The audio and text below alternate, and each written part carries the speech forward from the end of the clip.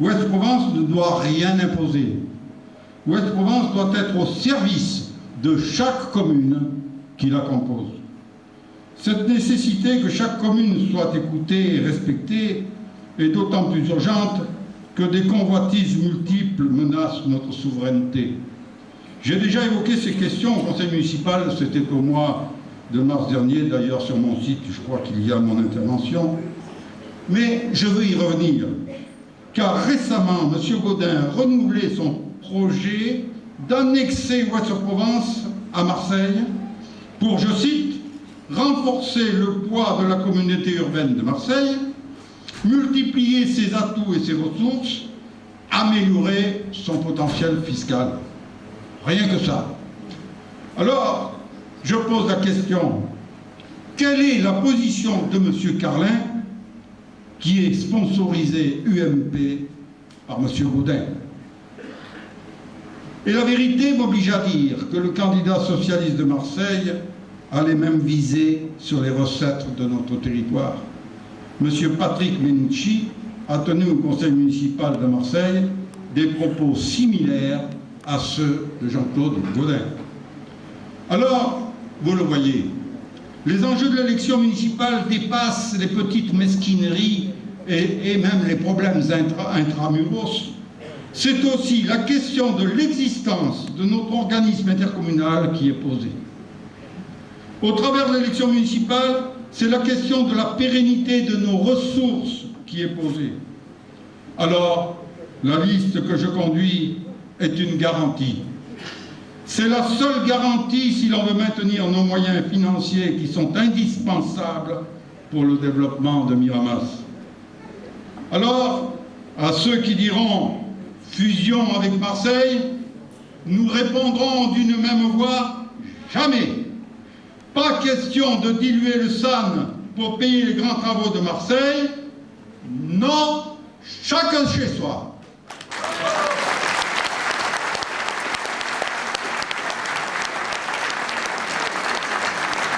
Le scrutin du 9 mars prochain aura donc une importance de signification et une grande importance pour le devenir de Miramas. Il s'agira bien sûr de désigner des élus attentifs à la gestion méticuleuse de Miramas, des élus à l'écoute, privilégiant le dialogue et décidés à améliorer tout ce qui fait le quotidien de la vie des gens.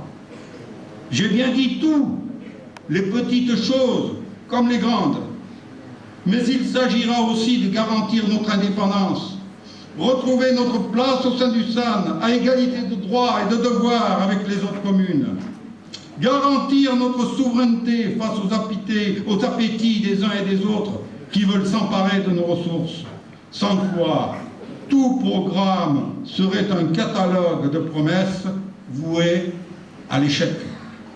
Je vous le dis sans crainte d'être démenti. C'est la liste que je conduis qui est garante de ces objectifs. D'abord, parce que nous avons fait nos preuves et prouvé que nous sommes en capacité de développer Miramas et de faire respecter notre ville dans toutes les instances, qu'elles soient intercommunales, départementales, régionales ou nationales. À ce propos, j'entends certains de mes concurrents propager l'idée qu'il faudrait être de la couleur politique de ces institutions pour obtenir leur soutien et notamment des subventions. Drôle conception de la démocratie. L'argent public n'appartient pas à tel ou tel président qui pourrait en disposer à sa guise.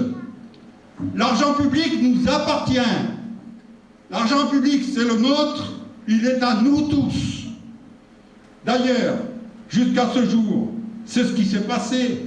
Toutes les réalisations que j'ai effectuées ont bénéficié de subventions.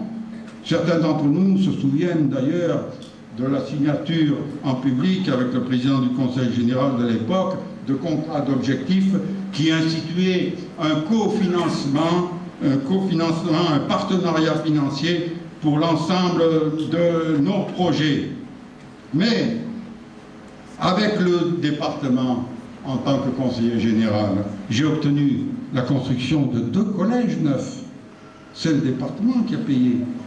J'ai obtenu qu'on fasse ce rond-point en 4 chemins, qui a supprimé beaucoup de dangers et peut-être évité des morts.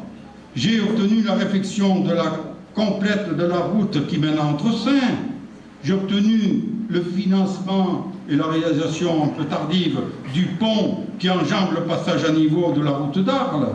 J'avais obtenu également le financement d'une rocade sud qui a malheureusement été bloquée par l'équipe en place actuellement, et bien d'autres projets que je pourrais détailler. C'est la preuve que nous avons eu des relations cordiales et des relations constructives avec l'ensemble des institutions.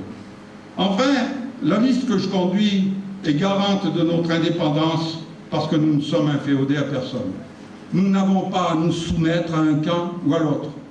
Nous serons opiniâtrement ancrés sur la défense de notre souveraineté et de notre indépendance, parce que seul l'intérêt de Miramas nous guidera. Chers amis, pendant cette campagne, vous allez être courtisés. Tout le monde va tenter de vous convaincre par de belles promesses, la main sur le cœur. C'est la tradition d'une campagne électorale.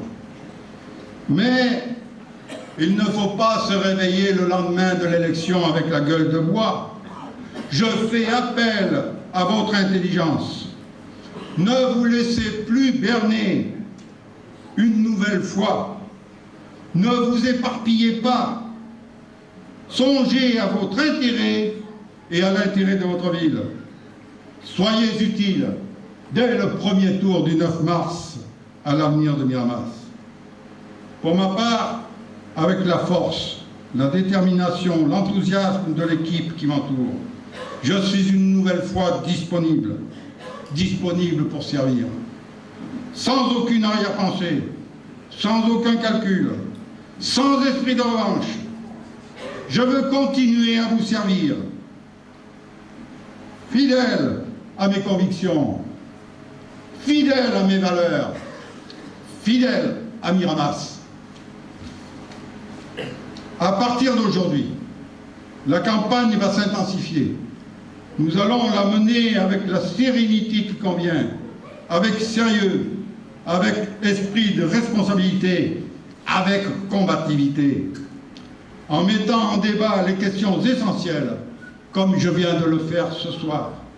Chers amis, je vous demande d'être vous-même des acteurs de cette campagne. Allez expliquer les vrais enjeux de cette élection.